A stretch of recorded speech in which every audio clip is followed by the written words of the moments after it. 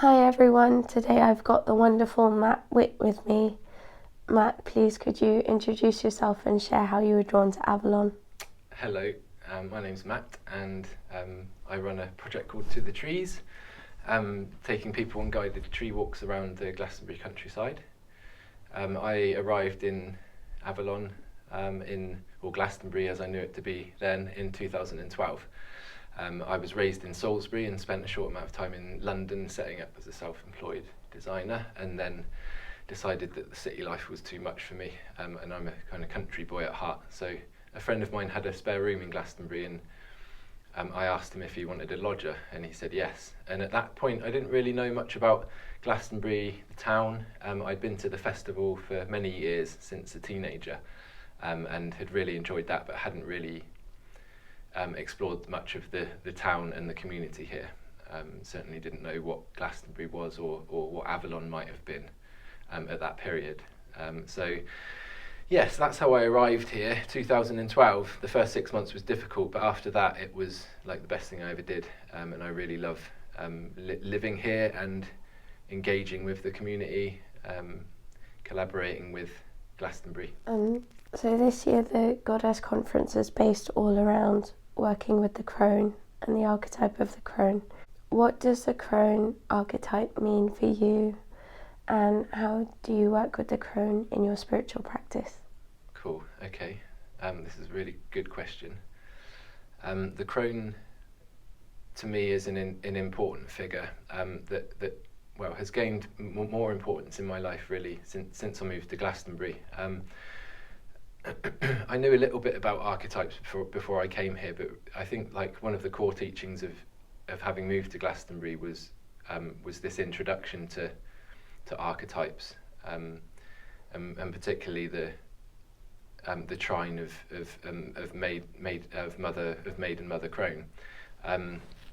Although splitting it into three like that is difficult, and the one that talks to me most is the crone archetype. I respect this figure of the older woman, who's been through these processes of rebirthing, of birthing, humans herself, but also of dying and rebirthing herself. And that to me is what most deeply connects me with the crone archetype. This idea of feeling more comfortable with the processes that you go through in life that require you almost to let a part of you go. Drop a branch if you like, even to the point that it might feel like you're completely deconstructing your life, but then being reassured by the presence of the crone that the new growth will return again in spring, right? That you'll be resurrected, as it were. If not resurrected, then slightly further developed in some way. That might be an illusion as well, I suppose. But that's it's made me feel more comfortable with those periods in life where you're kind of in a bit of a gooey mess, waiting for the next form of you to take place. I think that's where I connect with the crone most. In the past few years, I've lost all of my elders, so all of my grandparents have died over the last decade. And probably the loss of my grandmothers have been most significant to me. My life has, up until that point, had been pretty much void of close family deaths, or even the death of loved ones had been void from my life up until that point.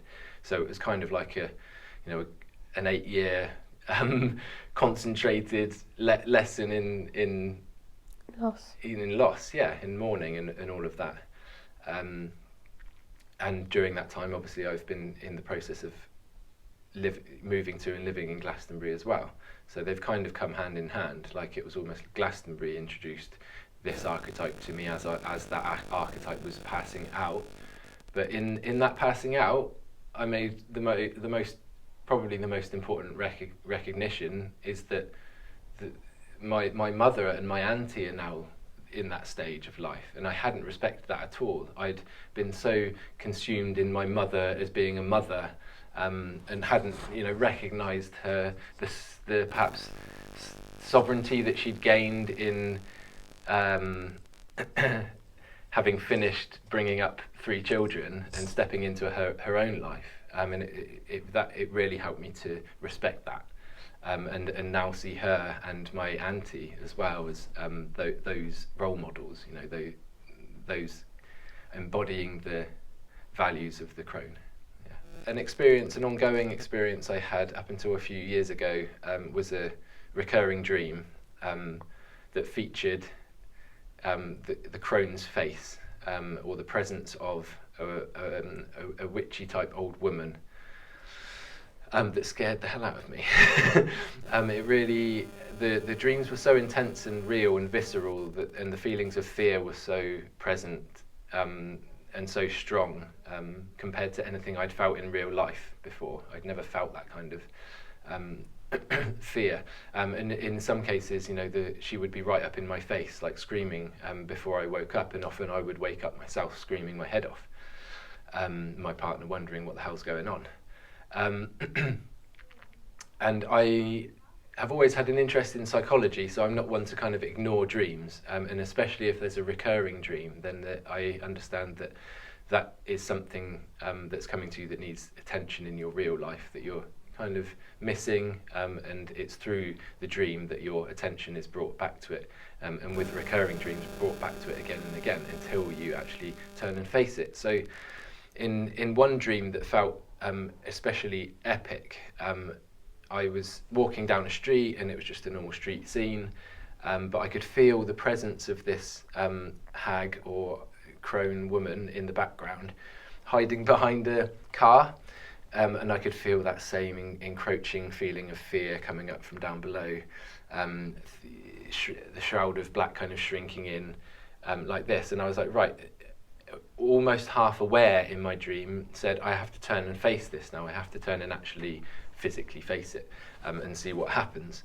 And in doing so, the crone was kind of disabled in a way. The light in the dream changed. Things turned golden, and I turned again, and she was sat on a wall over here. She didn't look at all like a horrible old woman. I approached her, and she transformed into my auntie, who's quite a jolly, plump lady, and she was sat there quite happily, and she's got a really positive vibe about her generally, my auntie. And I approached her, and she handed me this like golden scroll, half shawl, half scroll kind of thing, and in that moment the dream, you know, I disappeared into reality and didn't have the dream again. And it's still a bit of a mystery to me, but it's not difficult to kind of decipher what happened there.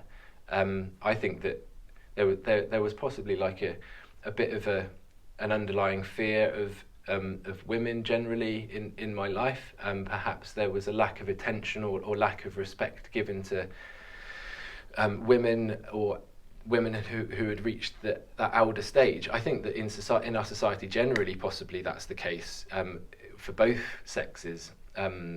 We've got, you know, elderly people kind of stacked up in care homes, and there's a lack of attention and a lack of respect given to that very powerful position that they hold. You know, we don't give them the opportunity to have.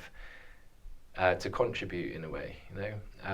So perhaps it was a slap round the face to do with that as well. But certainly it drew my attention to my mother and my auntie. And since then I've built stronger relationships with them. I see them more often. I speak to them more often. We write to each other, and that's something that I was almost neglecting in my 20s and possibly early 30s. So it might have been the dream that helped me to build a better relationship with the mothers in my life, or the elders, you know, the elder women in my life. And it was a hell of an experience, like that dream, like recurring over and over again and then just disappearing. It's very impactful. Since moving to Avalon, do you find that there's specific spots or specific trees that the crone speaks to you through? Yes, very much so. The obvious choice being grandmother lime on Bushy Coombe, right? Oh, this is an she's epic one of my favourite embodiment trees. of an epic embodiment of the crone in a natural, in tree form. And I don't think I'm alone in recognising the warmth and invitation that tree offers. The tree itself as a physical, standalone tree, but the species of lime in general has this feminine resonance, medicinal softness, heart-shaped leaves, these kind of things, that all add to that richness of grandmother lime. So I find the crone there for sure. Talking to other people on the walks, it's quite common to find the crone in the yew tree. Deep time, reflection and rebirth is what the yew is all about. So there's that there. The yews in Chalice Well particularly are often commented on for that. A funny story about finding the crone perhaps in nature.